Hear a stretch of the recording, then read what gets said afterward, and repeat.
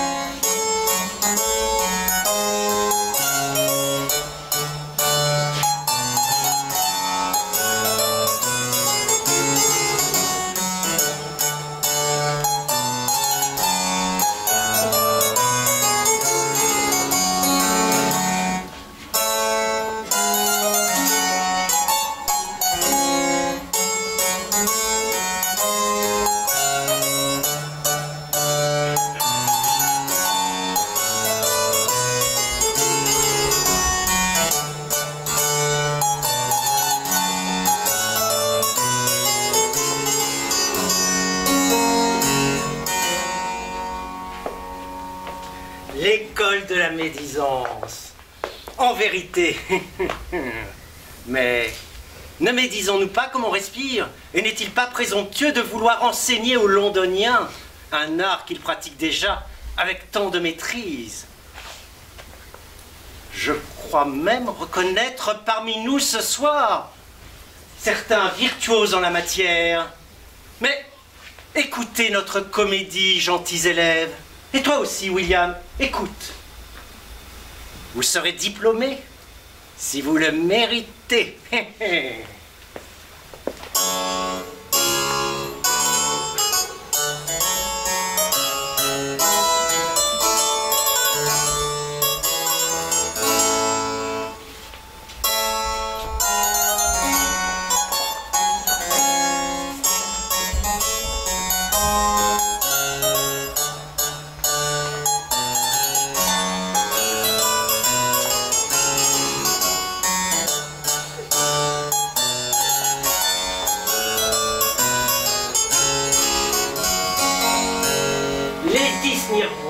Ah, monsieur Snake, quelle joie de vous voir! Je pense que votre seigneurie sera satisfaite. Toutes nos lettres calomnieuses ont été envoyées? Je les ai toutes écrites en distinguant chaque fois différemment mon écriture. Impossible de deviner leur provenance. Je connais votre talent. Vous avez bien fait circuler la nouvelle, superbement fausse, des amours adultères de Lady Teazle et de Charles Surface. J'y ai même apporté un soin tout particulier. La rumeur devrait parvenir aux oreilles de Mrs. Clackett avant la fin de la soirée. Toute la ville ne tardera pas à en être informée. Mrs. Clackett est une personne sur laquelle on peut compter. Assurément, et on lui doit plus d'un scandale. Mais elle brode grossièrement et s'embrouille facilement. Quelle différence avec la précision et la délicatesse qui distinguent si élégamment la perfidie de votre seigneurie. Il est vrai que je goûte un plaisir immense à blesser par la langue envenimée de la médisance. J'en ai moi-même souffert à mon entrée dans la société. Et ma plus grande jouissance est aujourd'hui de rabaisser les autres à mon tour. Quoi de plus naturel? Oh, ce doit être Joseph Surface. Il me rend visite tous les jours. Rien d'étonnant que tout le monde s'imagine qu'il est mon amant. Il ne l'est donc pas? Pas autant que je m'en souvienne. Belle Lady Snirwell, je dépose à vos pieds les hommages de votre admirateur le plus fervent. Cher et compromettant Joseph, vous connaissez Monsieur Snake, je crois. Messieurs, vous pouvez parler librement, il a toute ma confiance. Eh bien, où en sommes-nous de nos affaires? Je suis heureux de vous l'apprendre. Maria et mon frère Charles ont rompu. Oh, l'excellente nouvelle, depuis quand? Hier. Vos inventions ont abouti. Compliments. Je me flatte de croire que je n'y suis pas tout à fait étrangère. Mais Monsieur Snake a beaucoup œuvré, lui aussi. Votre seigneurie est trop bonne. Tout va donc s'arranger pour le mieux. Le ciel est avec nous. D'autant plus que les ennuis d'argent de Charles vont en s'aggravant. Pauvre Charles. Comment, pauvre Charles? Ce libertin, ce débauché, ce vaurien. Peut-être. Mais quel séduisant garçon. Madame, j'ai du mal à vous suivre. Vous parlez bien de ce Charles contre qui nous venons de monter toute cette machination. Mais de qui d'autre? Vous êtes bien un peu perspicace, monsieur Snake. Je suis prête à avoir pour ce jeune homme bien des faiblesses. Prête? C'est peu dire, vous y êtes farouchement résolu. Il faut parfois beaucoup d'opiniâtreté à une femme qui n'aspire qu'à céder. J'ai décidé que votre frère Charles serait mon amant. Qui mieux que Lady Snirwell pourrait s'accommoder des vices de mon frère? Pardon. Je veux dire que seul l'exemple de vos immenses mérites, madame, pourrait le remettre dans le droit chemin. Mais hélas, il était pris de Maria. À quoi bon me le rappeler? Mais cela ne vous arrange guère non plus, vous qui convoitez sa dot. Certes, il y a sa dot, mais c'est à la pensée que cet ange puisse tomber dans les pattes de ce coquin de Charles que ma sensibilité se révolte. Mais voyons, Joseph, qui cherchez-vous à convaincre ici? Nous sommes entre nous. C'est vrai. Je me laissais aller. Je devrais garder mes réserves d'émotion pour d'autres, à qui cette douce musique va jusqu'à tirer des larmes. On vient. Permettez-moi de me retirer. Monsieur, madame. L'affreux personnage. Je regrette que vous l'ayez mis dans notre confidence. N'ayez crainte, il a le sens de ses intérêts et me sera loyal. Vous attendez quelqu'un? La tendre et vertueuse Maria. Commencez discrètement votre cours. Oh, Maria, ma chère enfant. L'aimable surprise! Je vous avoue, Lady Snirwell, que je n'avais guère le cœur à rendre des visites. Et sans votre insistance... J'avais deviné votre humeur mélancolique, on ne vous voit plus nulle part. Vous êtes jeune et jolie. Tout le monde s'étonne et vous réclame. Vraiment, madame? Il y a là un peu d'exagération. Mais pas la moindre. N'est-ce pas, monsieur Surface? Depuis que vous ne vous montrez plus, le printemps a cessé de fleurir. Quel chagrin vous éloigne ainsi de nous. Je vous en prie, madame. Mais je suis votre amie et je veux vous aider. Mon frère serait-il la cause de votre retraite? Il est vrai qu'on l'a vu beaucoup ces derniers temps, plus ivre encore que d'habitude et... pas toujours en très bonne compagnie. En vain, j'ai tenté de le raisonner. Eh bien oui, monsieur. J'ai décidé de ne plus revoir votre frère. Mais ça n'est peut-être qu'une querelle d'amoureux. Voulez-vous que j'essaie de vous réconcilier, si je le puis? Si Charles veut obtenir mon pardon, il sait où me trouver. En attendant, il faut vous distraire. Que faites-vous ce soir? L'intérêt que vous me témoignez me touche, Lady Snirwell. Mais je redoute cette société brillante où l'on ne cesse de médire, critiquer et se moquer. Qui oserait s'en prendre à vous? Vous êtes irréprochable. Et ne sommes-nous pas là pour vous protéger? Ah, voilà deux amis qui vont vous plaire. Mrs. Candour et Mrs. Sweetie sont d'une bienveillance à toute épreuve. Elle ne parle des gens que pour en dire du bien. Ah, chère Lady Snirwell, quelles sont les nouvelles aujourd'hui? Ah, je compte sur vous pour tout, ma pauvre. Mais pas de commérage, de gras, j'en ai horreur. Nous en parlions justement. Maria, mon enfant, vous avez bien fait de rompre avec ce schnappon de Charles. On ne parle que de cela en ville. Je suis fâchée que la ville emploie si mal son temps. Les gens sont méchants, oui, vraiment méchants. Mais c'est cela qui... Ah, cette bonne Mrs. Clapton. Oui, cette dame donc affirme que votre tuteur, Sir Peter, et son épouse, Lady Teasle, ne font plus très bon ménage. Est-ce vrai? Oh, j'ai peine à l'admettre. Je l'ignore, mesdames. Vous paraissez mieux informées que moi. Ah, vous me rassurez, il n'y a pas un mot de vrai dans tout cela, j'en étais sûre. Mais ceux qui colportent de tels bruits sont souvent aussi coupables que ceux qui les inventent. Oh, mais vous avez tellement raison, mes amis. Je vous en prie, asseyez-vous. Mrs. Sweetie, Mrs. Candour, si tout le monde avait votre bonté, votre indulgence... Je n'ai aucun mérite. Je suis aussi faite, voilà tout. Voilà mes deux adorables scorpions. Oh, chère Lady Snirwell. Miss Candour, Miss Sweetie. Je ne crois pas que vous connaissiez mon neveu, Sir Benjamin Badbite. C'est un bel esprit et un poète. Il a l'air charmant. Ne vous y fiez pas trop. Est-il vrai, monsieur Surface, que votre frère Charles soit sur le point d'être mis en prison par ses créanciers? Mon frère a été imprudent. Mais il me déplaît que l'on aborde ce sujet devant moi. Ce ne sont que des écarts de jeunesse. Charles peut encore se racheter. Il n'y paraît guère résolu, en tout cas. Oh, Bien que criblé de dettes, Oh, il monsieur. continue à mener grand train. Oh, monsieur, s'il n'était votre frère, oh, je vous raconterais certaines choses. Enfin, c'est votre frère. Oui, madame, c'est mon frère. Ils sont odieux. Leur malveillance dépasse les bornes, je n'en peux plus. À propos, nous venons de rencontrer Mrs. Clacky. Oh, encore cette bonne Mrs. Clack. Oh, j'aime beaucoup Mrs. Clacky. Beaucoup. Mais est-ce vrai qu'elle a déjà eu maille à partie avec la police? Oh, à moi, elle n'a jamais rien fait. Pourquoi en dirais-je du mal? Le voudriez-vous seulement que vous ne le pourriez pas, Mrs. Sweetie? C'est vrai, j'en serais incapable. Et que racontait-elle de si excitant ce matin, Mrs. Clackett? Oh, une nouvelle qui ne va pas manquer de vous divertir. Encore un affreux racontard. Eh bien, il paraîtrait Oh, c'est de sources sûres. des gens bien informés en pouvoir. Bref, il semble indiscutable. Quoi, vous nous faites mourir un petit peu? Eh bien, Lady Teasel a un amant. Mais c'est abominable. Je n'en crois rien. Moi non plus. Et qui est-ce? Vraiment, je ne sais pas si je puis.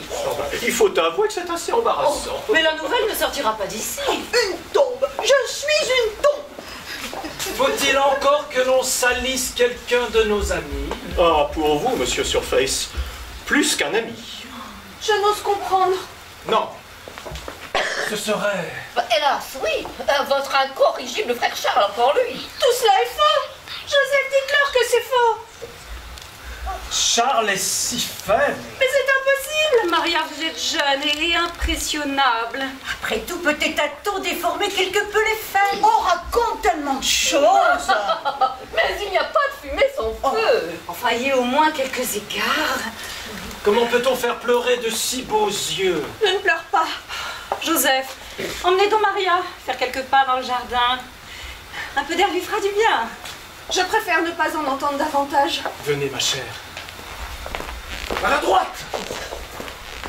Mes enfants, mais qu'ai-je dit? Enfin, vous savez bien que Maria était prise de Charles. Mais je les croyais Et que Lady fâchés. Teasel est la femme de son Non. tuteur. Son tuteur. Vous parlez toujours trop, ma pauvre amie.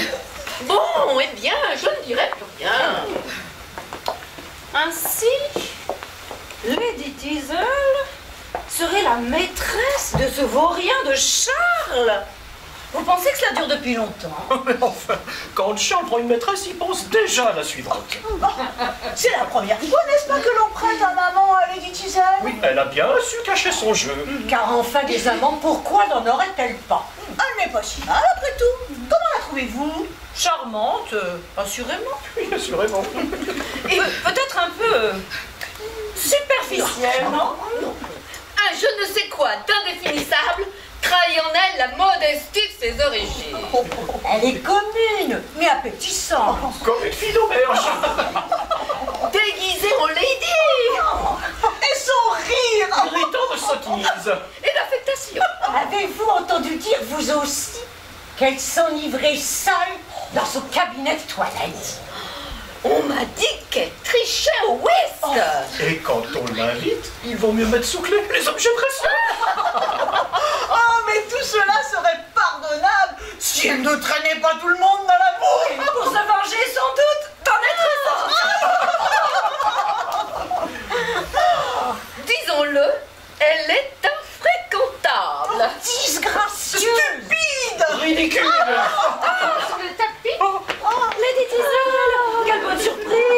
Chère Lady Teasel! Oh, radieuse apparition. Quelle élégance. J'adore votre chapeau. Oh, vite, un siège pour Lady Là, Teasel. là, venez vous asseoir près de moi. Nous sommes ravis de vous voir parmi nous, Lady Teasel. Merci, mes amis, merci. Mais j'interromps votre conversation. De qui parliez-vous? Quelle était votre victime? Je la connais? Devinez, ma chère. Je ne trouverai jamais. Cherchez bien! Le portrait était des plus fidèles. Infréquentable? Stupide. stupide, ridicule. Oh, ne serait-ce pas... Qui? J'ai peur de me tromper. Dites toujours, Mrs. Claquette. Oh, quelle clairvoyance. Oh, ça tombe juste du premier coup. Ça ne pouvait être qu'elle. Irez-vous ce soir chez sa cousine Lady Puff? Oh, je ne crois pas que j'en aurai le courage. Et il y a aussi ce bal chez les Boston. Quelle corvée! Londres est mortel en ce moment. Vous ne trouvez pas, Lady Seul? Mortel? Oh, moi c'est bien simple, je ne sais plus où donner de la tête. Entre les promenades, les bals et le théâtre. Elle est d'une fraîcheur, pas blasée pour dessous. Et tout cela vous divertit encore? Enfin, je veux dire que la saison est moins morne que d'habitude. Oui, c'est cela. Je vous en prie, mes amis, passons au petit salon. On nous y servira le thé et nous ferons notre partie de whist.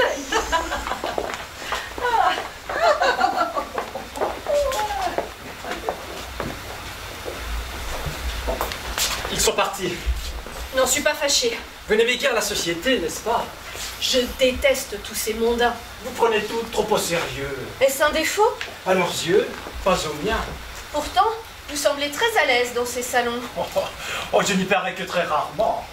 Tenez, savez-vous pourquoi je suis venu chez Lady Smirble aujourd'hui? Pour montrer votre nouvel habit. Ou pour faire la cour à notre hôtesse. Vous pourriez entendre vilipender votre frère. Moquez-vous. Je suis venu parce que je savais vous y trouver. Moi? Oui, vous. Si je me suis tue si longtemps, c'est par honnêteté vis-à-vis de Charles. Mais puisqu'il vous a trahi, Monsieur, n'en dites pas plus. pourquoi continuerai-je à me taire? J'ai trop souffert en silence. Je vous aime, Maria. Mes jours, mes nuits sont occupés par votre seule pensée. J'en perds l'appétit. Je languis. Je meurs. J'ai oublié mon gant par ici. Lady Teasle. La voilà bien. Tiens, Maria, mais je ne vous savais pas ici. Je ne vais pas m'y attarder. Allez donc prendre ma place au jeu. Eh bien, monsieur, que faites-vous dans cette ridicule posture? Je vais nous expliquer. Vraiment? Vous me faites une cour ardente. Vous me dites que ma seule pensée occupe vos jours et vos nuits. Que vous languissez, que vous perdez l'appétit, que vous mourrez, que vous êtes mort. Et je vous retrouve ici, bien vivant, au pied de Maria. Vous ne trouvez rien à répondre. Adieu, monsieur. Attendez. Apprenez, soupçonneuse Lady Teasle, que c'est votre cause que je plaidais. Ma cause, auprès de Maria? D'affreux calomniateur vous accuse d'accorder vos faveurs à mon frère Charles. Oh, mais c'est infâme. Je pense aussi. Quelle calomnie! Je suppliais Maria de ne pas ajouter foi à cette ignominie. Je suis outrée. Si mon mari l'apprenait, il est d'une telle jalousie. C'est ce que je m'efforçais de prévenir. Ah, Lady Teasle, j'aimerais tant vous faire visiter ma bibliothèque. En tout cas, je vous interdis de la montrer à Maria. Jamais! Personne n'en saura rien. Tout le monde sait déjà tout, même ce qui ne s'est pas encore passé. Ma réputation est déjà en danger. Lady Teasle, cessez ce jeu cruel. Cher Joseph, l'âge de mon mari pourrait m'inciter à choisir quelques dérivatifs auprès d'un consolateur aussi séduisant que vous. Mais je saurais résister. Vous êtes bien sûr de vous. Tiens, mon gant. On doit s'étonner que j'ai tant tardé à le trouver. Je vous raccompagne jusqu'à votre table. Surtout pas. À bientôt, charmant ennemi. Veuillez m'excuser, monsieur. Vous cherchez quelque chose? Moi, monsieur, non, rien. On ne vous entend jamais approcher. J'ai toujours été très silencieux, monsieur. Vous ne le serez jamais trop avec moi. J'essayerai de m'en souvenir, monsieur.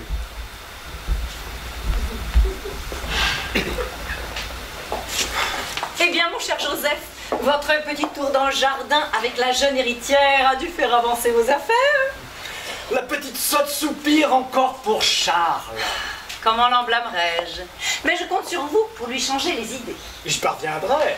J'étais à ses pieds, lui déclarant ma flamme, lorsque Lady Teasle nous a surpris. Enfin, c'est que vous êtes trop gourmand.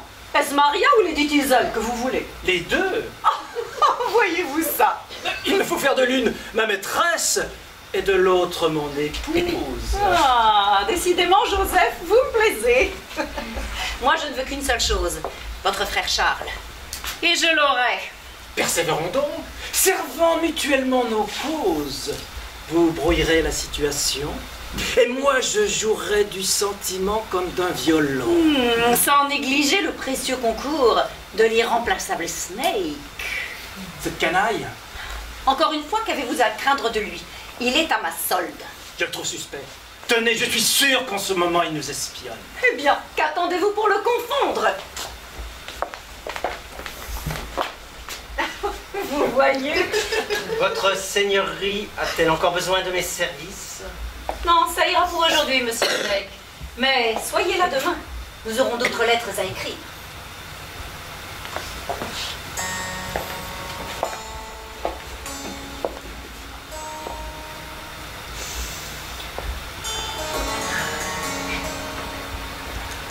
William, tu peux admirer là un bien beau spécimen. D'habitude, c'est lorsque les femmes ne prêtent plus à la médisance qu'elles s'y adonnent. Celle-ci cumule admirablement. Monsieur Snake, racontez-moi comment s'est passée la soirée d'hier chez Lady Scarwell.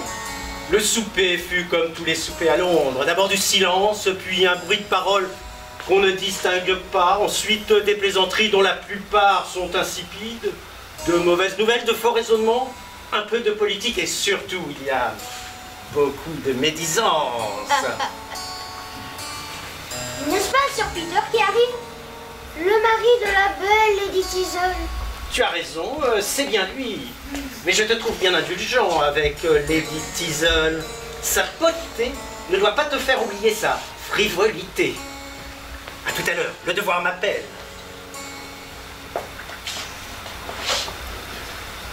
J'espère que votre santé est bonne, Sir Peter. Comment le serait-elle, Snake? De quoi souffrez-vous? Du mariage. C'est une maladie incurable. Lady Teasle et vous-même avez eu encore une petite dispute. Hélas. Ce genre d'escarmouche me fait que resserrer les liens du mariage. Une escarmouche? Depuis des jours, pas la moindre trêve. Lady Scarwell et sa cour exercent sur ma femme une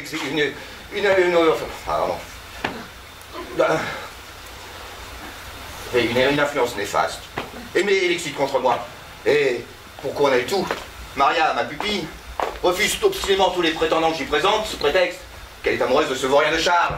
Vous savez, Sir Peter, j'ai une opinion très différente de la vôtre en ce qui concerne ces jeunes gens. Je ne peux m'empêcher de trouver Charles, malgré ses erreurs, bien meilleur que Joseph. Sachez que je ne me suis jamais trompé sur personne. D'ailleurs, je connais mieux Charles et Joseph que vous. Leur père était mon meilleur ami. Alors, Sir Peter, vous n'étiez pas des modèles de vertu. Fichtre, non. Mais nous n'avions pas l'audace de nous attaquer aux femmes des autres. Que voulez-vous dire? Il m'est parvenu que ce vaurien de Charles ose faire les yeux doux à Lady Teasle. Son attitude est outrageante. Je vous trouve bien sévère à son égard, Sir Peter. J'espère que son oncle, Sir Oliver, saura se montrer moins intransigeant. Sir Oliver, il est aux Indes. Oh, justement, non. Il a débarqué hier. Je venais vous prévenir de son retour. Quelle heureuse nouvelle. Ce cher Oliver, voilà plus de 20 ans qu'il est parti pour les colonies. Mais revient-il fort une fête? Il a amassé d'immenses richesses. Fort bien. Il me tarde de l'embrasser. Où peut-on le rencontrer? Il se rend précisément chez vous. Ne disiez-vous plutôt? Je le précède pour m'assurer que cette entrevue reste secrète et surtout que ses neveux, Joseph et Charles, ne sachent rien de son retour. Le voilà. Peter! Mon cher Oliver! Ah, Peter, mon ami! Je craignais de vous trouver mort. Mort? Et pourquoi voudriez-vous que je sois mort? Mais c'est qu'il y a plus de 20 ans que je suis parti. Et vous n'avez pas rajeuni, mon pauvre ami. Vous n'êtes pas les plus frais non plus? Eh oui, nous sommes de vieilles branches. Et j'en suis ravi. Je ne vois pas là de quoi se réjouir. Ah, vous verrez comme il sera agréable d'être ensemble pour nos dernières années. Malheureusement, je crains qu'il y ait un léger obstacle à ce joyeux programme. Et je n'en vois aucun. Je suis marié. Marié? Vous? La bonne plaisanterie. Et pourquoi non? Parce qu'ayant évité pareille sottise du temps où vous étiez mariable, pourquoi l'auriez-vous commise maintenant? C'est pourtant le cas. Et vous me voyez fort satisfait. Finir ma vie avec lui, et puis quoi encore? Sir Peter s'est en effet marié il y a 7 mois. Et jeune marié par-dessus le marché. Je sais comment je dois le prendre. Peter, la corde au cou. Calmez-vous, voyons. Et quelle est la malheureuse condamnée à partager votre couche. Monsieur, vous allez trop loin. Serait-ce une vieille fille ou une veuve sur le retour? Lady Tissel est jeune et charmante. Eh bien voilà un couple bien assorti. Sur l'hiver, je vous en conjure. Pardon, mon cher Peter. Plutôt que de m'esclaffer, je ferais mieux de vous présenter mes condoléances. Ça y est, vous êtes calmé? On peut passer aux choses sérieuses. Snape me dit que vous tenez à ce que votre retour ne soit connu de personne. Oui, vous serez les seuls dans le secret. Je tiens à observer mes deux neveux, Charles et Joseph, avant de me faire reconnaître. La perspective de mon héritage pourrait les pousser à travestir leur vraie nature. Soyez assuré de la discrétion. Je n'en attendais pas moins de vous, mon cher Peter. À bientôt donc. À très vite, mon cher Oliver. Ah, j'oubliais. N'omettez pas de présenter mes hommages à la très belle et très à plaindre Lady Tissel. Il faut l'excuser. Que n'est-il resté aux Indes, ce vieux fou? Finalement, voilà un retour qui ne me fait aucun plaisir. William, Oui, monsieur Snake. nous allons réviser nos proverbes. Bien, monsieur Snake. Ne dites jamais du mal de vous. Vos amis endurants toujours assez. Très bien. Plus il y a de monde réuni, Plus il vient de médisant. excellent. Qui jette des orties chez son voisin? Les verra pousser dans son jardin. Bravo, tu apprends très très vite, William. Un dernier. Langue sensée. Et toujours modéré. Sir Peter! Celle-ci, monsieur Snake, ne me semble en rien modérée. Tu vois, en plus d'être frivole et superficielle, elle est excessive. Vite, cachons-nous et écoutons. J'écrirai jusqu'à ce que vous m'entendiez! Jusqu'à ce que vous m'entendiez! Vous m'entendez? Oh, Sir Peter, vous me donnez la migraine! Sortez d'ici! La diablesse. Le démon fait femme, oui. Quand un vieux bougre de célibataire se mêle de prendre pour épouse une jeune et jolie femme, voilà ce qui l'attend. Mon noix blanche élevée à la campagne est devenue une intrigante. Tout le monde se moque de moi, ma fortune s'envole. Ma vie est un enfer. Et tous ces caprices ne sont pas parvenus à décourager les sentiments que j'ai pour elle.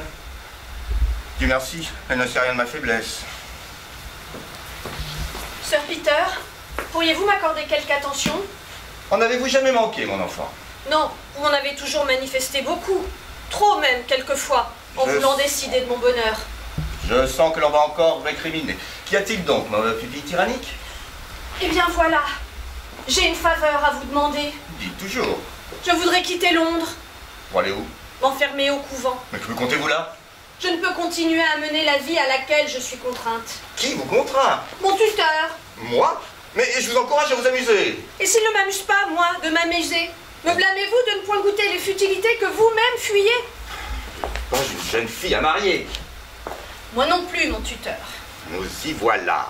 Obéissant à vos ordres, j'ai cessé de voir Charles Surface. C'était là fort bien agir. Mais bien agir ne m'a causé aucune joie. Au contraire. Vous oublierez vite ce gredin. Mais plus je m'y efforce, et moins j'y parviens. Pensez à tous ses vices, et vous ne tarderez pas à le Mais détester. plus je le déteste, plus je l'adore. Bêtise que tout cela. Les prétendants ne vous manquent pas, et j'en connais un Ah. qui... N'en veux point. Mais vous ne savez même pas de qui je veux parler. Bien sûr que si.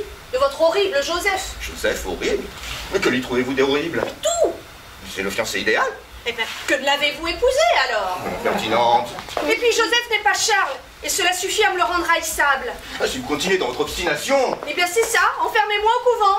certainement pas. Vous ferez ce que je veux, et je veux que vous vous amusiez. Mais moi je veux aller au couvent. Mais tonnerre, je vous obligerai à vous amuser. Mais vous ne réussirez qu'à me faire pleurer. Maria! Maria!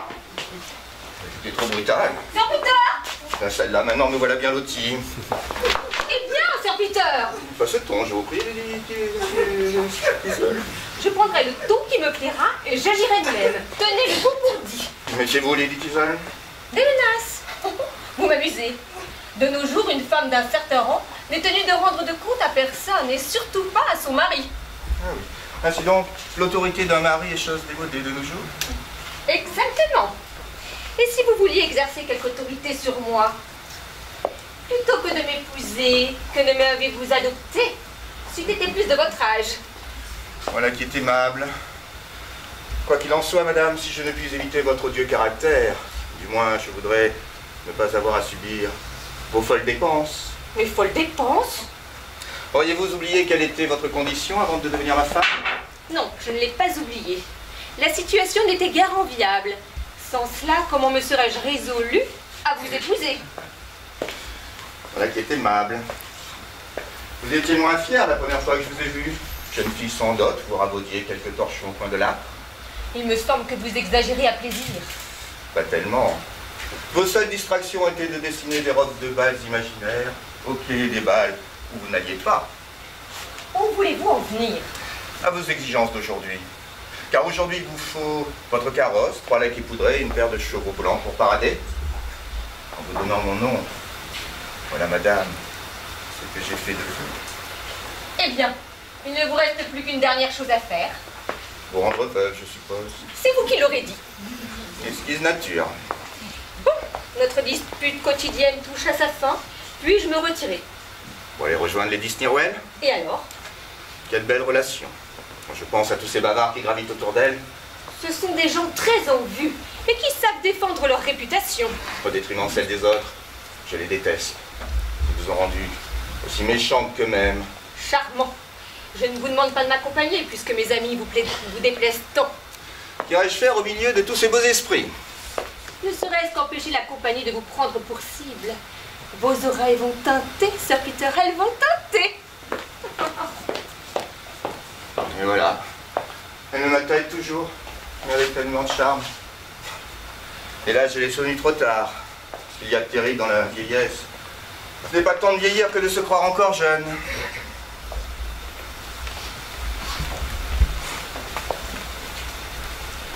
Coucou.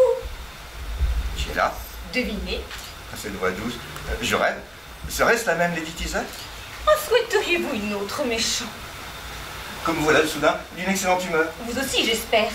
Ouais, Lady Teasel, quand je vous vois sourire, je suis plus heureux des hommes.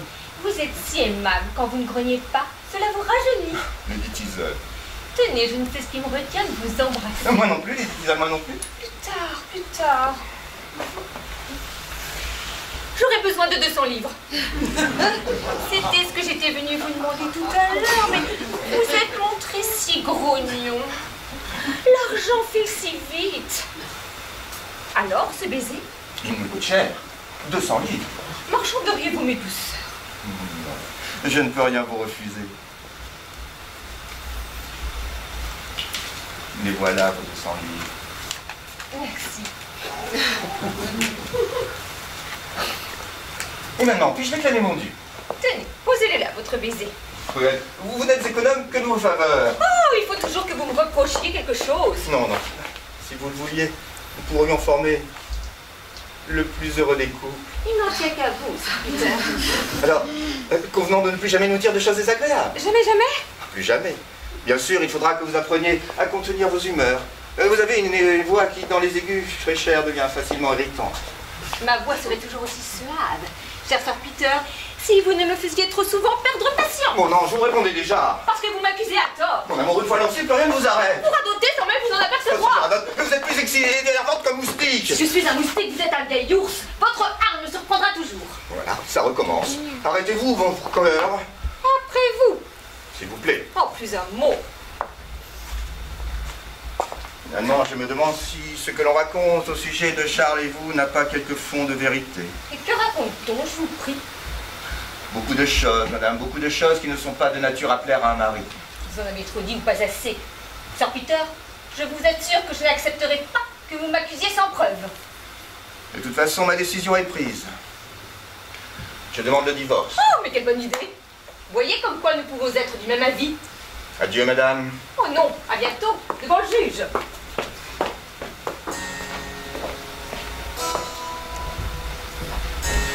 En plus d'être superficielle, frivole, excessive, elle est méchante et injuste. Finalement, je la déteste, cette Lady Teasel. Ah, tu progresses, William, tu progresses. Lady Teasel est faible et influençable. Elle se grise de se croire l'amie de Lady Stirwell. Mais tu vois, William, C'est l'amour-propre qui la guide. L'amour-propre et l'oisiveté. Vous me l'avez dit. La médisance est fille de l'amour-propre et de l'oisiveté. Mais la voilà. Vite, disparaît.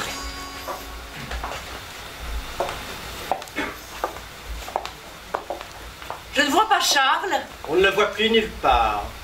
J'espérais l'apercevoir. Vous le chercherez enfin, votre seigneurie. Il ne peut plus sortir de chez lui, les créanciers font le siège devant sa porte. Oh Snake, je n'en puis plus.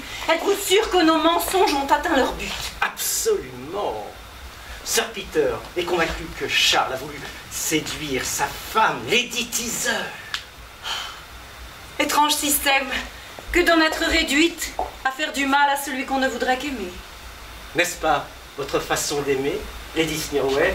Vous êtes abominable, Snake. Qui est avec Lady Snirwell? Oh, son nouvel amant, sans doute. Mais non, c'est Snake, son prétendu secrétaire. Ah, il est vrai qu'elle aime surtout la chair fraîche. On prétend qu'elle déniaise tous les pages de sa majesté. Et c'est même un verbe qu'elle préfère. Oh, quelle ogresse! J'aperçois Mrs. Candour qui fait des signes à votre seigneurie. La peste l'emporte. Allez faire un tour dans le jardin, Snake. Et si vous rencontrez celui que je cherche, venez m'en avertir discrètement. Chère Lady Snirwell, savez-vous ce que ces deux méchantes langues nous rapportèrent? Que tous les petits pages de la cour ont attrapé certaines maladies, oh, que je ne nommerai pas. Vraiment? Pas si jeune, n'est-ce pas choquant? Au plus haut point. Dorénavant, gare aux petites pages, Sir Benjamin. Est-ce que je me trompe? C'est la jeune Maria avec Joseph Surface. Il fait de remarquer votre surprenance. Oh, mais serait-elle affligée d'une mauvaise vue en plus du reste? Je gagerais plutôt d'une mauvaise éducation. Elle doit être confuse que nous la surprenions se jetant à la tête de Joseph. Décidément, elle n'a guère de chance avec les frères Surface. Oui, il est temps qu'elle se trouve à Marie. Eh bien, qu'attendez-vous pour vous dévouer, Sir Benjamin? Sa dot est conséquente. Bien. Eh ben, écoutez, aidez-moi dans cette affaire, belle Lady Snirwell. Et vous me direz votre prix. Vous me revaudrez cela au whist. Savez-vous que Miss Nicely est sur le point d'épouser son père? Et comment est-ce possible? Étant finalement la fille de son vrai père, elle convole avec le vieil amant de sa mère, dont tout le monde croyait qu'elle était la fille. Oh, amusant, non? Je suis scandalisée. Pour m'en remettre, je prendrais bien une tasse de chocolat. Allons jusqu'au pavillon chinois.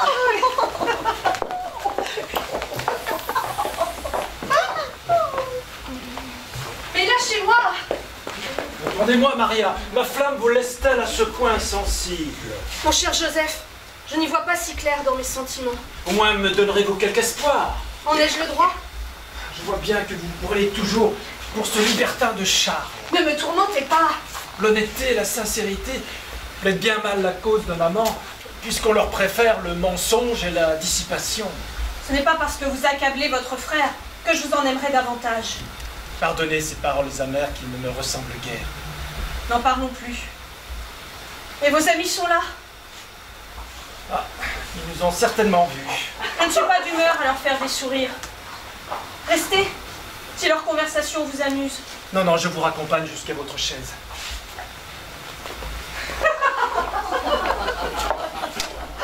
Écoutez, on dira ce que l'on voudra, rien ne vaut une bonne tasse de chocolat.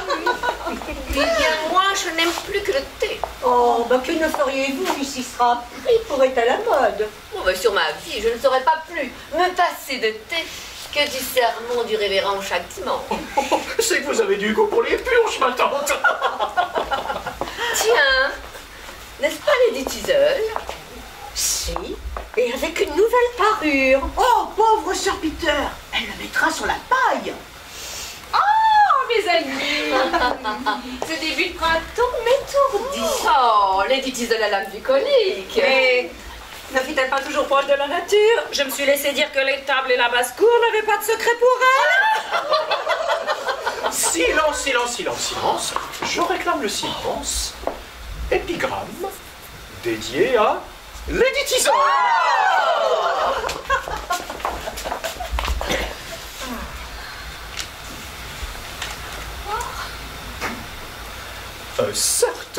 vis jamais d'aussi belle lady. Plus d'un en a pâti, plus d'une en a médit. Admirez sans toucher la champêtre églantine. Sa robe de satin cache quelques épines. C'est un régal. Oh, j'aimerais en avoir une copie. Mon neveu, la Combodestate, est-il doué, n'est-ce pas, Lady Teasel? Je trouve cela, comment dirais-je, piquant. Je dépose cette babiole à vos pieds. À propos, n'a-t-on pas vu Monsieur Surface dans les parages? Lequel, ma chère? Charles ou Joseph? Joseph, assurément. Ah, il est passé tout à l'heure en compagnie de la jeune Maria. Fort absorbé par leur conversation. Vraiment? Ah. Attention! Ne vous retournez surtout pas.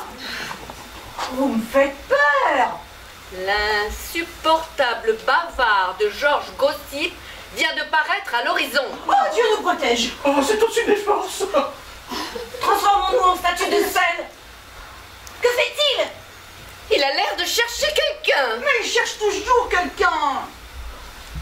Oh, le voilà parti.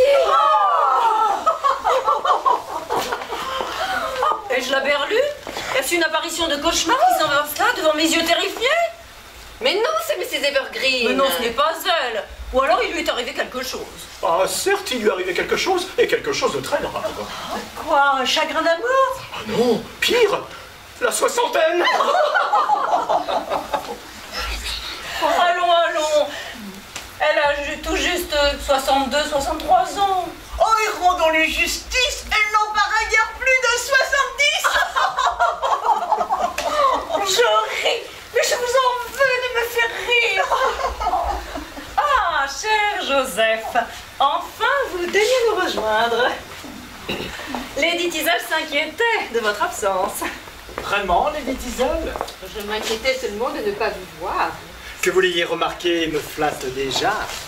Alors ce rendez-vous, comme l'accorderez-vous? Taisez-vous, vous allez me compromettre. Toujours non? Oui. Vous dites oui. Non. Oui ou non? Mais non. Alors c'est non. Oui. Tiens, l'honorable Miss Timper au bras d'un officier de la garde. Son frère ou son cousin, sans doute. Oh, elle s'en découvre partout, de préférence dans la cavalerie. Oh oui, après avoir épuisé l'infanterie. Elle a un joli sourire, vous ne pouvez pas le lui retirer. C'est pourtant ce qu'elle fait tous les soirs avant de se coucher. Elle le plonge dans un verre d'eau. Compliment, Lady Teasel, votre esprit s'aiguise de jour en jour. J'ai de bons maîtres. Devinez qui arrive, ma chère. Rien que moins que votre époux. Sir Peter, oh, que vient faire ce fâcheux parmi nous? Nous sommes ravis de vous voir, Sir Peter. Est-ce la goutte ou la misanthropie qui vous tient éloigné? Sir Peter n'a pas de goût pour la conversation. Tout dépend de sa nature, madame. Oui, nous sommes futiles. Laissez-nous donc nous amuser. À quelle dépense cette fois? Quelle réputation allez-vous détruire? Au lieu de maugrer dans votre coin, vous feriez mieux de répondre au salut de Lady Stico. Ah, je ne la reconnais jamais. Oh, bah, elle a une physionomie si mobile. Il faut dire qu'il n'y a pas un seul trait de son visage qui s'accorde avec l'autre. Elle a le front irlandais azémuté. La mâchoire proéminente de l'Écossais. La lippe autrichienne. Le teint marqué par la petite vérole à la française. Le sourcil espagnol au brossard. Et l'œil torve et le regard bovin du Germain. Ah, vous oubliez la moustache abondante du Cosaque. Et les dents noires à la chinoise. Et dire que vous dînez tous chez elle au moins 2 fois la semaine. Le véritable esprit, madame, n'est pas si loin du cœur que vous ne semblez le croire. Et personne ne vous empêche d'avoir du cœur, pourvu que ce soit en silence. Sir Peter vous fatiguez à la fin. Et moi, ne croyez-vous pas que je sois là de vos odieux commérages? Oui, pas tout le monde nous regarde. Cela m'est égal. Monstre, avez-vous donc décidé de me brouiller avec tous mes amis? Vos amis? Sont-ils des amis de personne?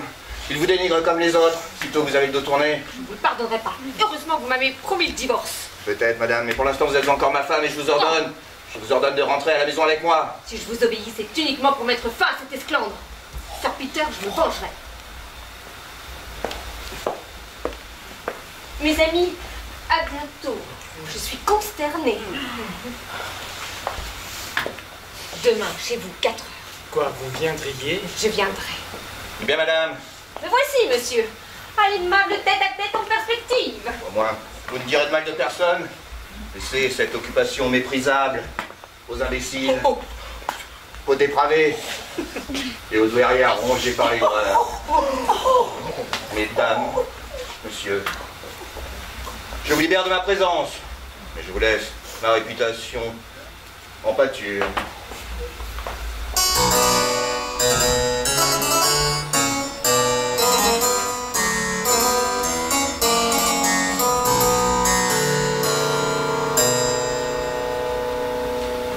Ne l'oublie jamais, jaloux William. La médisance, tel un souffle empesté, infecte également, et toutes les bouches d'où elle sort, et toutes les oreilles où elle entre.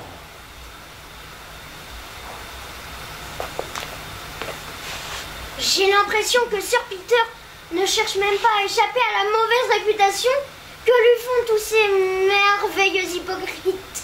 Nous verrons, nous verrons.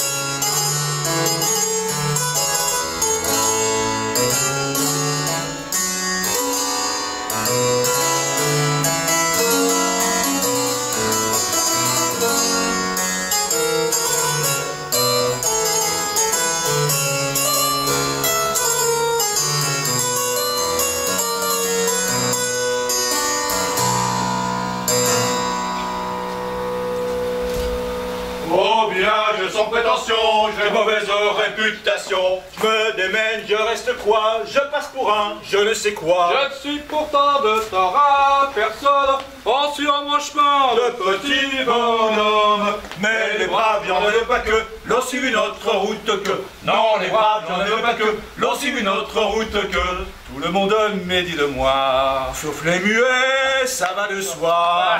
Carles, compagnon de débauche et aimable racaille, je veux porter un dernier toast. À qui cette fois? À quoi? Nous avons bu à tout, j'en ai des crampes dans le bras. Oh, tu es sourd, mon ami. Nous n'avons vidé que quelques bouteilles. Tais-toi, ivrogne. Après tant de verre bu en l'honneur de toutes les putains de Londres, j'ai toujours le même visage qui me regarde au fond de mon verre vide. Oh, tu as le vin triste ce matin, Charles. Serais-tu amoureux? Rien de pire ne pouvait arriver à cette pauvre fille. Charles, il n'existe pas de femme qu'on ne puisse remplacer. Et je sais bien qu'une seule ne saurait te suffire. Ce sont toutes les autres qui ne sauraient suffire à me la faire oublier. Il est gravement atteint. Et quel est le nom de la tourmenteuse? Maria. Maria. Eh bien... Ah, Maria, l'incomparable, l'unique, la mystérieuse, qui la première a su faire battre le cœur du plus blasé d'entre nous. Il y a quelqu'un ici? Qui est-ce? Oh mon ami, je t'annonce une visite providentielle. Un certain monsieur Geldrich, banquier de profession, semble disposé à m'avancer quelques livres. Oh, le philanthrope, il ne les reverra jamais. Tu vas faire bonne impression. Entrez, monsieur Geldrich, entrez, comme c'est aimable d'être venu jusqu'ici. Asseyez-vous. Un siège pour monsieur Geldrich, asseyez-vous. Un verre. La bouteille est vide. Oh, tenez, monsieur Geldrich, buvez, buvez. Portons un toast à monsieur Geldrich. À nos poches percées, à nos bourses plates. Et au gros magot de monsieur Geldrich. À votre belle jeunesse, messieurs. Charles ne m'a pas reconnu avec mon déguisement. Voyons un peu si sa moralité est aussi mauvaise qu'on le prétend. À nous de jouer pour lui soutirer quelque argent. Monsieur Geldrich, j'irai droit au but. Je suis un jeune extravagant qui cherche à emprunter de l'argent. Et vous, un vieux filou en mesure de lui en prêter, vous pouvez entrer en négociation. L'argent coûte cher, jeune homme, et pour en avoir, il faut payer. Et c'est bien pourquoi je n'en ai plus. Je ne plaisante pas, mais avez-vous quelque chose à me garantir à me donner? Vous reste-t-il quelque terre? Pas même assez pour y loger une taupe. Vous plaisantez. Avez-vous au moins quelques rentes? C'est vous qui plaisantez, mon bon monsieur Geldrich. Ni terre, ni rente, et une maison quasiment vide. Pour toute fortune, je ne puis vous offrir qu'un vieil oncle. Un vieil oncle. Nul doute, c'est de moi qu'il s'agit. Et que voulez-vous que j'en fasse de votre vieil oncle? Sir Oliver est très riche, il habite les Indes. Et Charles est son neveu favori. Ils font sur lui les plus grandes espérances. Des espérances, c'est bien vague. Mais il héritera de toute sa fortune. Oh, quelle assurance! Je vous propose donc de vous donner une option sur la succession de mon oncle. Il m'enterre déjà.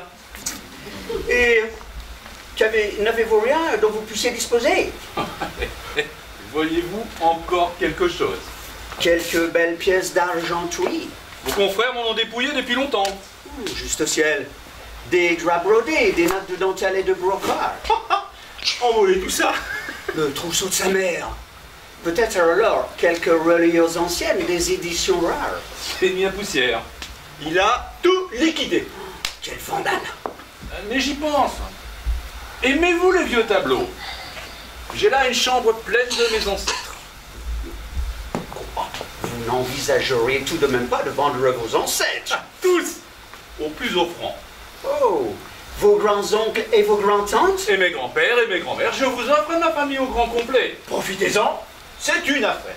Vous me proposez de négocier votre propre chair et votre propre sang? Ne vous fâchez pas, mon petit banquier.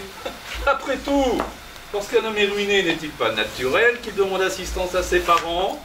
Vendre sa famille, je ne lui pardonnerai jamais. Ah, Carles, nous allons voir ici même une vente aux enchères. Fait défiler devant monsieur Geldrich tous mes portraits d'ancêtres. Je ne lui pardonnerai jamais, jamais, jamais. Et manie-les avec douceur, s'il te plaît. Ce sont des gens de qualité. Sir Peter avait raison, ce garçon ne vaut rien. Carles, tu feras le crieur. Tout est prêt? Nous allons procéder. Ça sera bien la première soirée que je passe ainsi en famille. Et la dernière aussi. En avant les ancêtres. Je déclare les enchères ouvertes. Tout d'abord, voici mon grand-oncle, le général Sir Richard Ravelin. Voyez cet air martial et ses décorations. Et admirez ma glorieuse balafre au-dessus de mon œil gauche. 10 livres 10 pour ce héros. Monsieur Geldrich, c'est donné. 10 livres pour le général? Une fois, 2 fois, 3 fois. Je le prends. Adjugé. Relevez l'oncle Richard. Voici maintenant ma grand-tante Aldélaïde, telle qu'elle fut peinte en son jeune temps, alors qu'elle traînait tous les cœurs derrière elle. 5 livres 10 pour la jolie marquise. Ne suis-je pas fraîche et pimpante dans mon joli costume? Pauvre Adélaïde, une femme qui a attaché un tel prix à sa personne. 5 livres 10. Une fois, 2 fois, 3 fois. Je le prends. Adjugé. Alors à qui le tour? Ah, 2 frères de ma grand-mère, William et Walter Blunt, orateurs célèbres et membres du Parlement. C'est la première fois que nous sommes achetés ou vendus ensemble. 40 livres. Une fois, 2 fois, 3 fois. Je les prends. Adjugé. Ah, il y a là encore un juge, une abbesse, un prélat. Qu'en dites-vous, mon joli petit Geldrich? Et donnez-lui 300 livres. Vous emportez le reste de la famille en vrac. En vrac? Comme de vieilles frusques. Une fois, 2 fois, 3 fois. Je prends. Adjugé. Et je payerai. Mais je lui ferai payer à son tour. Tous les surfaces sont à vous, monsieur Geldrich. Dites-moi, jeune homme, quel est ce portrait que vous avez mis là de côté? Ah, ce vilain petit bonhomme? Mon portrait. Mais je lui trouve fort bonne figure. Qui est-ce? Mon oncle Sir Oliver, justement, avant son départ pour les Indes. Ce portrait n'est pas à vendre. Comment? Et il ne va pas avec le reste? Non, je regrette, monsieur Gadrich, mais je garderai ce portrait. Bon, du moins, tant que j'aurai une jambe à l'accrocher. Le drôle serait-il mon neveu, malgré tout? Monsieur, je tiens à voir ce portrait. N'insistez pas, monsieur Gadrich, vous ne l'aurez pas. Je ne pensais pas qu'il m'aimait autant. Monsieur, je vous donnerai autant pour celui-ci que pour tous les autres réunis. Je vous dis que je veux point m'en défaire, en voilà assez. Mais c'est son père tout craché. Dommage. Voici donc la somme convenue. Mais c'est 800 livres que vous donnez là? Pour la différence, vous me lâcherez bien Sir Oliver. Combien de fois devrais-je vous le répéter? Je garde mon nom pour m'irriter à la fin. Je lui pardonne tout. Je ne sais même pas ce qui me retient de l'embrasser. Oh, mais monsieur Gadrich! Oh, pardon, je m'oublie. Faut-il que vous m'ayez volé pour m'aimer autant? Oh, monsieur. Je plaisantais. Bonsoir, monsieur Gadrich. À bientôt. Ah, hélas, je n'ai plus rien à vendre. À très bientôt quand même. Ah, le brave, l'honnête garçon que voilà. Charles n'est pas exactement un petit saint, vous savez. Peut-être, mais il n'a pas voulu vendre mon portrait. Joueur, buveur, coureur, il n'y a pas dans tout Londres de pire roué que lui. Peut-être, mais il n'a pas voulu vendre mon portrait. C'est le plus extravagant, le plus cynique, le plus mauvais sujet de nous tous. Oh, peut-être, mais il n'a pas voulu vendre mon portrait.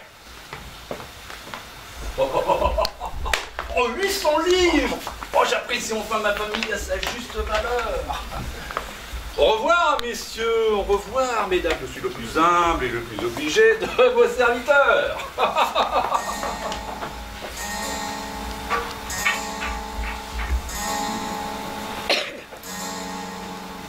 William, j'ai quelques petites questions à te poser. De quoi discutent les grands esprits? Des idées. Les esprits moyens? Des événements. Et les petits esprits? Des gens. Ah, décidément, tu deviens un expert, William. N'oublie jamais, la médisance est l'arme des faibles.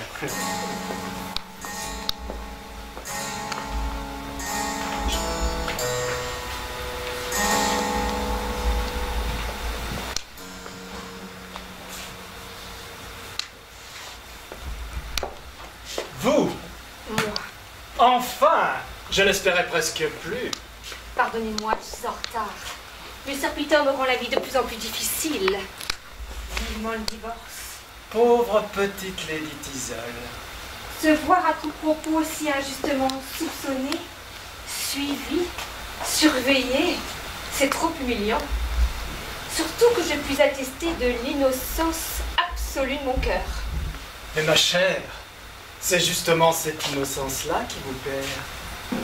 Qu'est-ce qui vous fait négliger les apparences? Vous rend imprudente, provoquant vous tant d'impatience devant la jalousie de Sir Peter. Le sentiment de votre innocence, bien sûr. Ma foi, cela est vrai. Mais voyons. Tandis qu'au contraire, si vous vous décidez à commettre ce petit faux pas, vous deviendrez aussitôt si attentive, si diplomate, si conciliante, que votre mari ne doutera plus un instant de son bonheur et ira partout chanter vos louanges. Sans doute. Comme était l'adultère, vous deviendrez la femme la plus respectable et la plus respectée. Je m'en porte garant. Alors si je vous suis bien, vous me conseillez de tomber dans le péché afin d'élever au plus haut ma vertu? Exactement. Et je suis prêt à vous y aider. Apprenez, belle Lady Teazle, qu'une réputation de femme honnête ne s'acquiert qu'au prix d'une certaine expérience. J'hésite encore. Ne vous raidissez pas. Profitons de cette douce intimité. N'êtes-vous pas bien? Si, très. Mais j'ai peur de moi. Ne suis-je pas là pour vous défendre? Fermez les yeux. Laissez-vous aller. Oh, mais pourquoi êtes-vous venu alors? Vous me plaisez, je ne vous déplaise pas. Oh, Bonjour, cher Joseph. Vous êtes là? Je ne vous dérange pas, au moins. Oh ciel, mon mari! Joseph, cachez-moi! Bien sûr, vous cachez. Derrière ce paravent! Ah, il n'est pas aisé d'arriver jusqu'à vous, mon cher Joseph. On croirait presque que vous vous cachez. Veuillez me pardonner, Sir Peter, mais je m'enferme tous les jours dans ma bibliothèque. L'ambiance de ce cabinet inspire le recueillement et l'étude. Vous avez là de magnifiques paravents. Ces perruches, certainement. Plutôt, Sir Peter. Enfin, en 2 mots, voilà l'objet de ma visite. La conduite de Lady Teazle me provoque de graves soucis. Vraiment? Je crains que l'inconséquente ne se soit lancée dans une intrigue amoureuse. Non. Et j'ai même découvert l'objet de ses sentiments. C'est pas possible. Vous savez tout comme moi qu'il s'agit de votre frère, Charles. Oh, Charles! Oh, je n'ose y croire! En effet, lorsque l'on vous connaît, cela semble inimaginable. L'homme qui tente de séduire la femme de son bienfaiteur mérite d'être mis au banc de la société. Si Charles s'est rendu coupable d'un tel crime, je l'abandonne. Je le renie. Mieux vaut ne pas rendre cette histoire publique. Toute la ville se moquerait du vieux mari que je suis. Comment puis-je lutter? Dernièrement, Lady Teazle m'a laissé entendre que la moindre des politesses serait que je lui laisse porter mon deuil sans trop de délai. Ce n'était pas méchant, ce n'était qu'une boutade. Mais ces paroles cruelles m'ont donné à réfléchir. J'ai pris mes dispositions, Joseph. À ma mort, Lady Teazle héritera de toute ma fortune. Lorsque je disparaîtrai, elle comprendra à quel point je l'aimais. Vous êtes admirable. Oh, la jolie veuve en perspective. Promettez-moi le secret. Je préfère que Lady Teazle continue à me faire d'injustes reproches, plutôt que de se croire obligée de me manifester une reconnaissance qui me blesserait. Sur votre tête, je jure qu'elle n'en saura jamais rien, s'il ne tombe pas sur le champ. Et maintenant, si nous parlions un peu de vos projets d'avenir avec ma pupille Maria. Une autre fois, Sir Peter, une autre fois. J'ai besoin de voir progresser si lentement dans son affection. Vous êtes-vous ouvert à elle? Oui, non, enfin, vous m'embarrassez, Sir Peter. Je suis trop affecté par vos soucis pour penser aux miens. Joseph, êtes-vous là? C'est bon, Charles. Je vais me cacher et je pourrai tout entendre. Vous le pousserez dans ses derniers retranchements et comme ça nous le confondrons. Participer à un complot contre mon frère, jamais. Ça lui donnera l'occasion de prouver son innocence. J'ai des scrupules. Il n'est plus temps. Où vais-je me mettre? Derrière ce arrêtez, Sir Peter. Il me semble avoir vu vous un pendu de jupon. Un pendu de jupon? Je le saurais. Je suis sûr qu'il y a quelqu'un derrière ce paravent. Non. J'en aurai le cœur net. Oui. Oh. Il y a une dame derrière ce paravent. Une dame?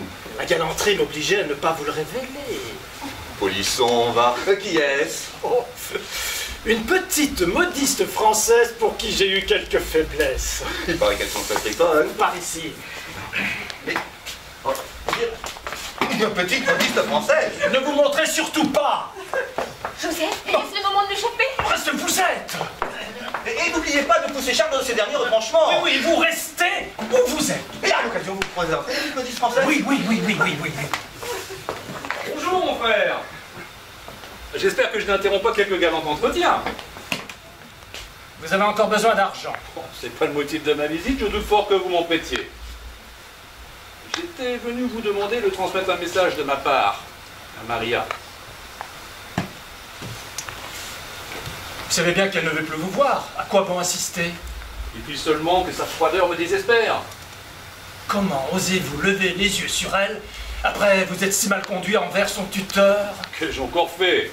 Il n'ignore rien de vos manœuvres pour lui ravir l'affection de Lady Teazle. Qui, moi? J'ai jamais rien tenté de la sorte. Est-ce ma faute si 30 ans les sépare et si la dame a le sein oppressé par de bataillères bouffées de chaleur? Charles, je ne vous permettrai pas. Pas de leçon, mon frère, pas sur ce chapitre. Je me moque, mais je ne trahis pas. Eh bien, Sir Peter sera satisfait d'apprendre qu'il s'était trompé, si du moins il veut bien vous croire. J'étais persuadé que c'était vous qui aviez des vues sur Lady Teazle. Vous êtes fou, Charles? Vous la couvez pourtant d'un regard concupiscent. Mais quelle absurdité! Et ce jour où je vous ai surpris dans un bosquet? Mais quel jour vous rêvez? Vous étiez assis, la serrant de très près. Mais ce n'était pas moi, ce n'était pas elle! Oh, je vous ai fort bien reconnus tous les deux. Mais vous étiez ivres! Pas un mot de plus, Charles! Sir Peter a entendu toute notre conversation! Quoi? Sir Peter est ici, vous ne me disiez rien? J'allais le faire. Pourquoi se cache-t-il? Serviteur, loin de vous! Charles, arrêtez! Et vous qui essayez de me faire parler. Alors, monsieur l'inquisiteur? Dans mes bras, mon fils.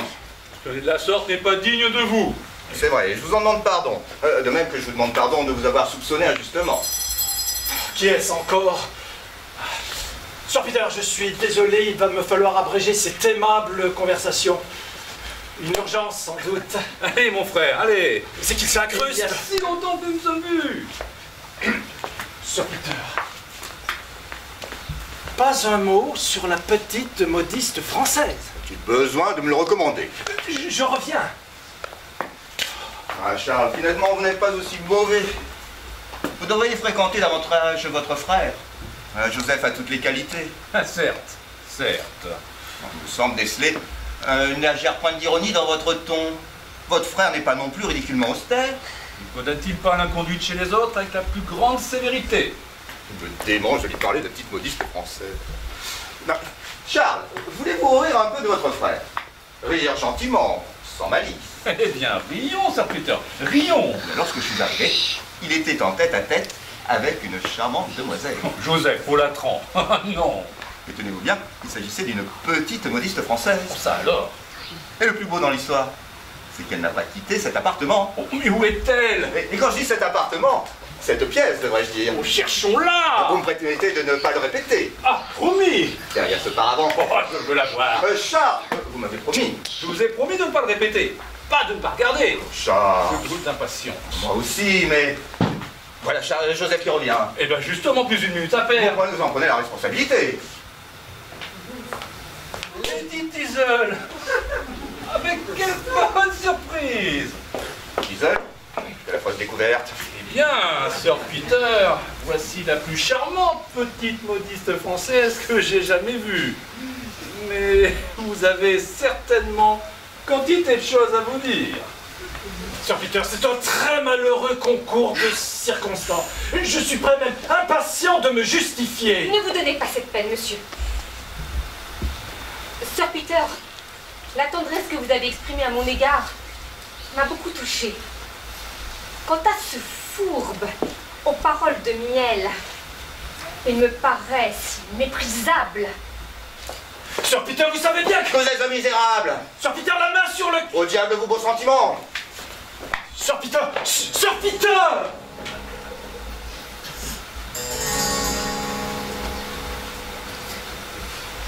William, tu n'imagines pas, si on retirait de la conversation la médisance, les lieux communs, la fatuité, tu n'imagines pas, William?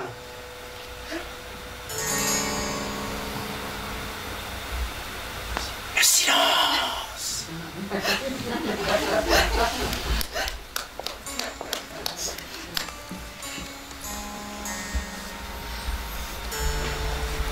J'enrage! Et quoi, la fortune me glisserait-elle entre les doigts? Joseph? Allons bon, quel est ce cutéreux? C'est bien toi, Joseph? Le petit Joseph? Mon Dieu, qu'il a grandi! Tu me reconnais pas? C'est-à-dire que... quelques paysans de nos terres, sans doute. Cousin Jérémie? Évitons qu'on me voie en sa compagnie. Ah oui! Le cousin Jérémie, bien sûr, j'y suis. J'y suis pas du tout. Me voilà à Londres pour la première fois.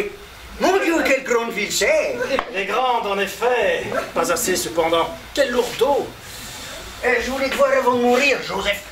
Cela cache quelque chose. Eh bien, vous me voyez, cousin Jérémie?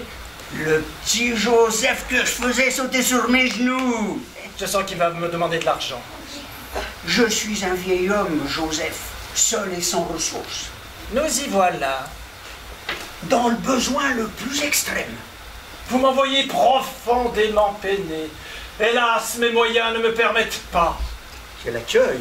J'ai de lourdes charges, un frère insensé qui me ruine. Oh, la méchante excuse! J'ai tant donné aux pauvres que je le suis devenu moi-même. Mais je croyais que ton oncle Sir Oliver était fort riche et ne te refusait rien. Mon oncle Oliver? On voit bien que vous ne le connaissez pas. C'est un vieil égoïste dont j'attends avec impatience l'héritage. Voilà qui est affectueux. Son avarice vous surprendrait, cousin Jérémie. Quoi? Ne vous a-t-il jamais rien envoyé de là-bas? Jamais rien. Me voilà bien remercié pour tous mes cadeaux et mes 12 000 livres de rente. Vous voyez, monsieur, que vous avez frappé à la mauvaise porte. Tant de bassesse, quel hypocrite. Ben, on m'attend. Adieu donc, cousin Jérémie. Charles, tu es mon héritier.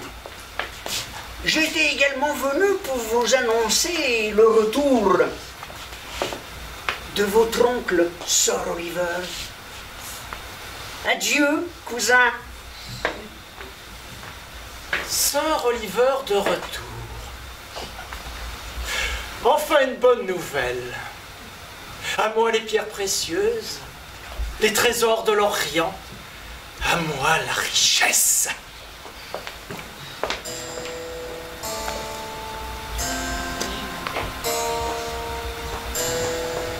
Vois-tu, William, la médisance est l'arme et le vice de ceux qui n'ont ni un bon cœur, ni un bon esprit comme ce cupide et hypocrite Joseph.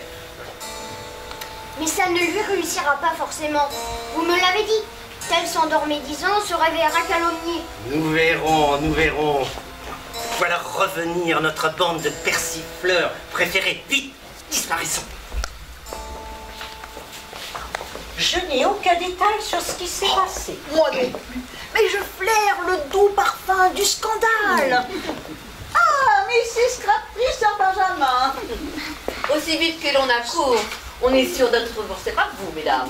Et quels amis embrassés vous faites. Du moins dans l'adversité. Peut-on compter sur ma modeste présence? Et sur la mienne. L'adversité, dites-vous. Hélas. Est-il donc vrai? Oui, il est vrai. Malheureusement vrai. Oh, je suis bouleversée. Mais alors vous connaissez donc tous les détails? Je sais tout. Je ne dirai rien. Oh, moi non plus. Et nous qui nous offrions à vous informer. Eh oui. Peut-être en savons-nous davantage que vous. Oh, que sauriez-vous que nous le sachions déjà? Il faudrait d'abord que nous sachions ce que vous savez. Ah, ben nous n'avons aucune raison de parler les premières. Eh bien, nous non plus. Alors gardez vos secrets. Et vous les vôtres? Nous savons seulement que l'infortunée Lady Teasel paye déjà assez cher son imprudence. Ah, certes, les apparences sont plutôt contre elle. Alors comment expliquez-vous sa présence chez ce célibataire? Et vous, comment l'expliquez-vous? Comme vous. Oh, certainement pas, monsieur. Oh. Bah, il me paraît pourtant difficile de se l'expliquer autrement. Oh, bien sûr. Si on cherche le mal, on le trouve. Et s'il vous suffit de savoir, Lady Teasel fut découverte nue et les cheveux défaits dans la couche d'un libertin. Condamné, monsieur. Moi, je n'en prendrai pas la liberté. Nu, dites-vous? Et les cheveux défaits? Oh, je suis choquée. Ah bah, pour sortir, ça fait un coup. Mais l'aurait-il surpris en flagrant délit? Ah bah, de notre silence, tirez vos propres conclusions. Le galant, lui, a essayé de s'échapper par la fenêtre. Le galant? Vous brûlez de connaître son nom, n'est-ce pas? Et votre curiosité sera déçue. Plus d'insidieuses questions. Elles seront vaines. Oui, eh bien, nous avons nos informations. Oui, et nous n'avons point besoin des vôtres. Oh. L'honneur d'une femme est en jeu, monsieur le cocagneux. Soyez-en donc les gardiennes, mesdames. Oh, que notre condition de femme s'avère difficile. Vous êtes tous là, vous, les hommes, à nous convoiter. Et quand fragiles et sans défense, il nous arrive de trébucher. Vous vous érigez en juge et nous méprisez. Partout, le danger nous guette. Mrs. Cantour, je puis vous assurer de mon indéfectible respect. Goûtez donc ce moment de répit. J'ai toujours été persuadée qu'avec vous, Sir Benjamin, je me trouvais totalement en sécurité. Malheureusement. Le séducteur de Lady Teasel n'avait pas lui votre exquise politesse. Qui? Eh bien lui. Est-ce bien le même auquel nous pensons? Ah bah dites toujours. Mais vous nous prenez pour des débutants, ma chère. Donnons. Alors, nous allons le dire tous en même temps. Charles! Joseph, vous extravagez! Bon, enfin, Charles, mais vous n'y êtes pas du tout. Mais c'est Charles, évidemment. Joseph! Oh, c'est pas possible, ça. Oh, mais Charles a toujours été le préféré de Lady Diesel. Sornette, Joseph est bel et bien son amant. Non. Puisque vous me lâchez de force, bourreau que vous êtes. Mrs. Clackett m'avait révélé que depuis fort longtemps, les deux frères se partageaient les faveurs de la dame en question. Oh, fichtre! Et quand Mrs. Clackett a bu sa ration de gin, vous le savez aussi bien que moi. Elle voit double. Bon, mesdames, vous ne savez pas le plus incroyable. Non? Comment? Vous ne connaissez pas la tragédie qui a suivi? Mais oui. Comment vous ne savez pas si le vieux gentleman a repris connaissance? Mais de qui parlez-vous? Mais enfin, de Sir Peter, voyons, il paraît qu'il a perdu tout son sang. Oh mon Dieu, mais c'est horrible. Oh, une congestion sans doute due à l'émotion. Mais non, voyons, le duel. Quel duel? Oh, mais enfin, mesdames, d'habitude, vous, si bien informés, seriez-vous cette fois-ci les seuls à ignorer que Sir Peter a pris un coup d'épée dans le ventre? Dans le ventre? Oh, je meurs. Ah non, non, non, pas vous, c'est Sir Peter. Bon, désolé de vous contredire, mon neveu, mais l'arme du duel était un pistolet. Il a pris une balle en pleine poitrine. Voilà qui est cocasse. Oh. Ah bah oui, si on considère que Sir Peter avait choisi l'épée. Ah, vous êtes sûr? Positive. Bon, alors, comment expliquez-vous ce trou dans ce chapeau? C'est vrai, il y a un trou. Oh, une balle a traversé ce feutre. Quelle absurdité. Oh puis d'ailleurs, ce chapeau est à moi. Ouais. Bon, il est trouvé quand même. Alors c'est une mythe. Oh, bah, est-ce que vous aurez bientôt fini toutes les trois? Je vous affirme que l'arme du duel fut l'épée. La détestable manie de toujours vouloir se prétendre mieux informer. Je vous rappelle qu'ils se battirent au pistolet. À l'épée. Au pistolet. À l'épée. Allons, allons mes amis. Un peu de logique. Sir Peter maniait l'épée. Et Charles, le pistolet, voilà tout. Pas du tout. Joseph et à l'épée. Non. Au pistolet. Chut, on vient. Et cette question, c'est un le médecin. Ça ne peut être que le médecin. Ah, docteur, comment va notre cher blessé? A-t-il repris connaissance? Et a-t-on espoir de le sauver? Oh mon Dieu, vous ne dites rien. Il est mort? Mais qui est mort? Je ne comprends rien à ce que vous me racontez là. Mais alors, vous n'êtes donc pas le docteur? Ah bah alors pourquoi vous vous faites passer pour le docteur? Mais qui est mort? Comment? Vous ne savez pas? Mais non, je ne suis pas au courant. Mais Sir Peter est mort. Oh, Et tué d'un coup d'épée. Et d'une balle de pistolet en plein cœur. oh, mais qu'est-ce que vous me dites là? Alors le voilà ressuscité.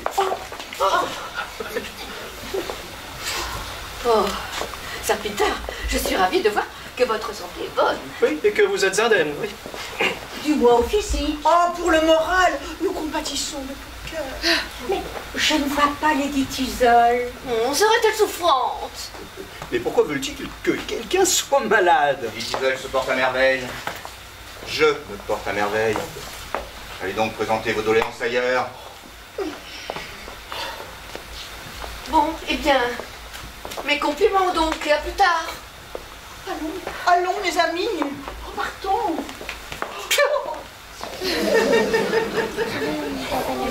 Ils sont écœurants. Vous aussi, naturellement, vous étiez au courant des relations entre Joseph et Lady Diesel. Mon barbier m'a touché de mots de votre aventure. Votre barbier.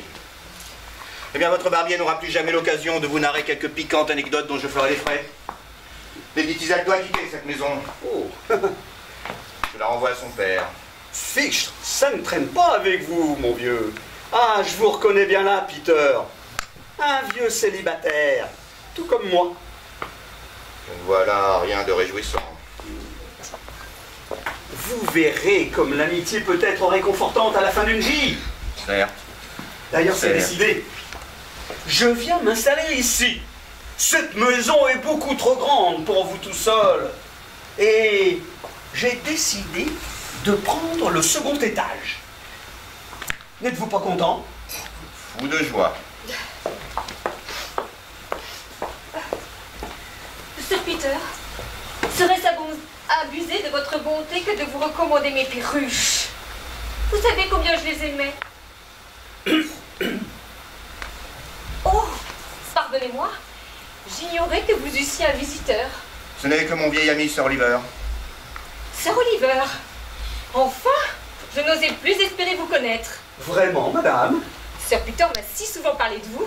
Ah, voilà qui est fort aimable. Ainsi, vous êtes Sir Oliver. Oui, je crois. Je ne sais pourquoi.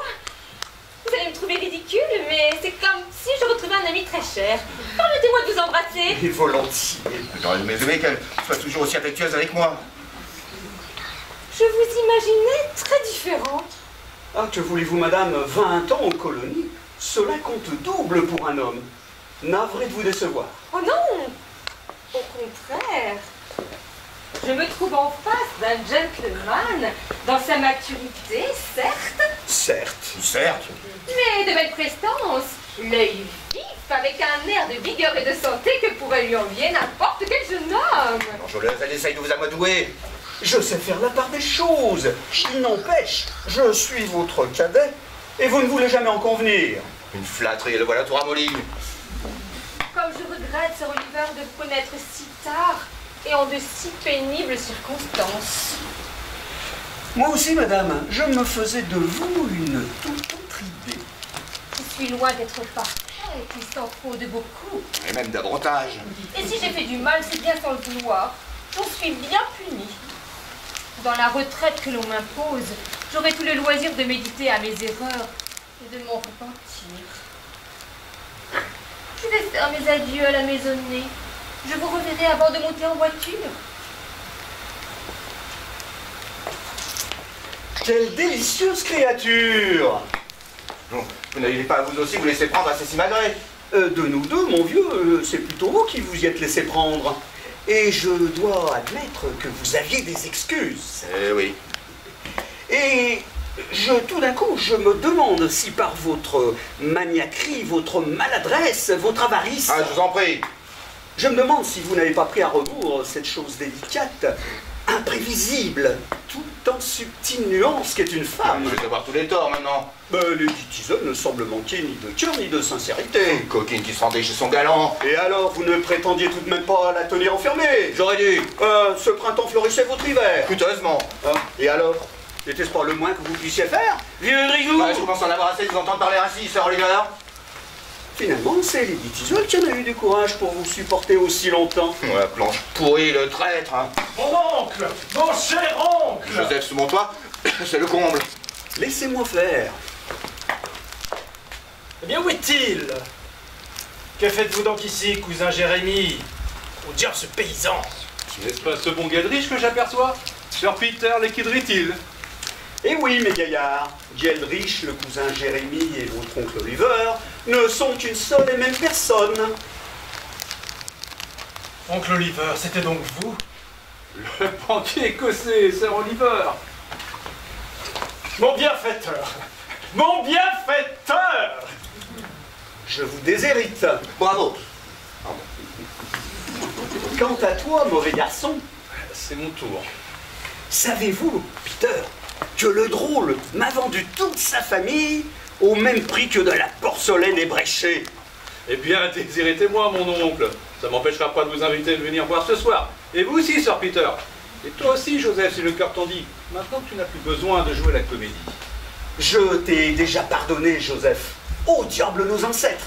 D'ailleurs, ils sont restés dans la famille, puisque je les ai tous rachetés. Sauf un certain portrait. Ah, jamais refus ne me fit autant plaisir. Viens m'embrasser, mon fils. Vous savez, quelques livres de plus, et je vous le cédais peut-être, ce portrait. Tais-toi, vaurien. Sir Oliver, je vous amène quelqu'un qui connaît bien Charles. Cette charmante personne serait-elle votre pupille, Peter? Maria, mon cœur n'a jamais cessé de vous rester fidèle. Mensonge! Le Disneyland? Elle arrive bien. Charles, ainsi tu jures ton amour à une autre? Tu lui fais les mêmes serments qu'à moi?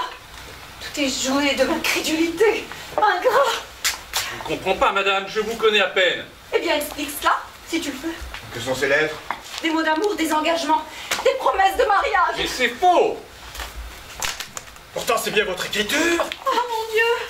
Jamais écrit ces lettres! Mais pourtant, comment pouvez-vous nier devant des preuves aussi accablantes? Avec les troublants, mon garçon. C'est à devenir fou! Charles, il n'est jamais trop tard pour acheter une telle infamie. Tu es content, n'est-ce pas? Ou Dieu moralisateur? Snake, mon secrétaire ici, que signifie? Je vous parler, monsieur. Je vous demande 1000 fois pardon, Lady Stirwell. Vous m'avez toujours très bien payé pour propager des calomnies, écrire de fausses lettres. Mais il se trouve qu'aujourd'hui, on m'a offert le double pour que je dise la vérité. Vous avez bien dit que ce chien vous trahirait. Bien. Je sens que je ne vais pas m'attarder davantage. Vous venez, Joseph. Adieu. Beau Charles. Un dernier mot, Lady Stirwell. Je vous remercie pour toutes les peines que vous avez prises pour me compromettre aux yeux de mon mari. Mais je préfère renoncer à l'art cruel, qui consiste à détruire en riant la réputation de son prochain. Oui, c'est cela, Lady Tisole. Passez donc dans l'autre camp. Vous y serez beaucoup plus à l'aise. L'esprit ne fut jamais votre fort. Vous avez entendu? Oh, quelle furie! Elle laisse une odeur de soufre derrière elle. Qu'attendez-vous pour la suivre? On me juge mal, mais j'ai ma conscience pour moi. J'accepte le rôle de coupable sans amertume. Et même je vous pardonne. Il nous pardonne. Quelle outrecuidance. Avant de me retirer et de prendre congé, j'ai un service à vous demander. Puis-je compter sur votre discrétion à tous? Notre discrétion. Pour une fois que vous servez une bonne cause, vous devriez être au contraire. Vous voudriez plutôt vouloir que tout le monde le sache. Ah, surtout pas, Sir Peter, ce serait ma ruine. Mon talent ne s'exerce que dans la malfaisance. Si le bruit venait à se répandre que je m'étais laissé aller à prendre le parti de la vertu, quel faux pas, j'y perdrais toute ma clientèle. Rassurez-vous, monsieur, nous dirons partout que le répugnant Snake est la pire des canailles. Merci, monsieur. 1000 fois merci. Merci. Regardez, Peter. Plus rien ne semble séparer nos amoureux. Oh oui, quelle vision rafraîchissante. Je veux qu'on les marie dès demain. Tu entends, mon neveu? Maria n'a toujours pas dit oui. Plongez vos yeux dans ses yeux, Charles. Vous y verrez sa réponse. Jamais consentement ne fut donné de meilleur cœur. Hélas, il ne me sera pas donné d'assister au bonheur de ce jeune couple. Il se fait tard. Tout est prêt pour mon départ. Adieu, Sir Oliver. Non, pas adieu. Au revoir. Je ne puis me faire à l'idée que vous nous quittiez.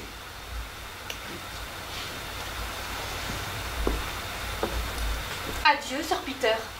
Adieu, madame. Adieu. Vous serez beaucoup plus heureux sans moi? Je serai, madame. Je serai. Je penserai toujours à vous avec beaucoup de bienveillance. Je vous en remercie, madame. Je vous en remercie. Adieu, Londres. Adieu, les fêtes. Les belles robes. Oh, adieu, la vie. Êtes-vous une vieille bête sans cœur pour laisser ce bélange s'en aller ainsi? Je vous en prie, ne vous en mêlez pas. Oh, mais qu'est-ce que vous attendez pour lui courir après et lui demander pardon? Demander pardon après ce qu'elle m'a fait?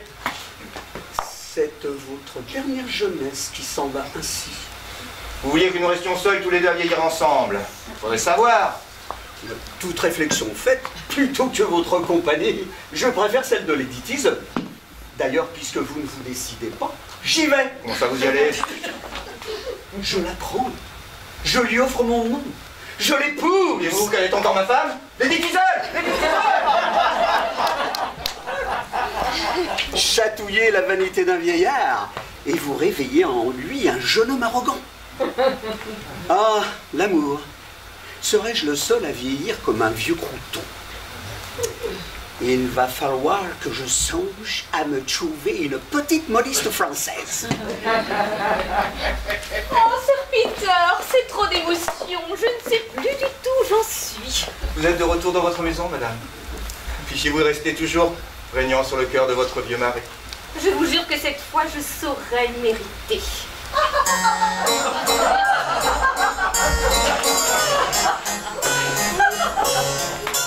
Monsieur Sebastien, que signifie tout ce remue-ménage? Dans l'affolement du départ, j'avais oublié que j'avais invité quelques amis pour une petite fête. Quelques amis pour une petite fête? Oui, une toute petite fête. Oh, voyez, je n'ai même eu le temps de changer de robe. Voyez dans quelle situation ridicule vous me mettez. Et moi qui espérais tant passer cette soirée seule avec vous? Nous aurons bien le temps maintenant que je reste. Un mot, juste un mot, Lady Tizol. Pour moi, que vous m'aimez un peu. Pouvez-vous en douter, mon ami? Éloignez-vous, laissez-moi m'occuper de mes amis. Ah, bienvenue. Bonne émission. Les voilà revenus. Je vous donne en mille ce que vient de me rapporter Mrs. Clacky. Il paraît. Voulez-vous ouvrir le bal? Mais volontiers. Décidément, Londres est beaucoup plus amusante que Calcutta.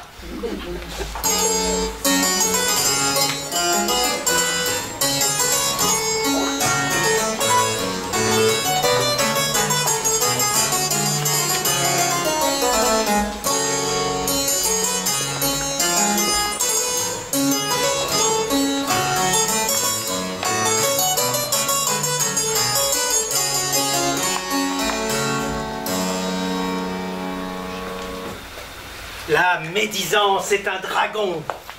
On lui coupe la tête. Et sa langue fourchue bouge encore. Et siffle, et s'agite, et darde de plus belle. Rien n'a changé. Tout recommence.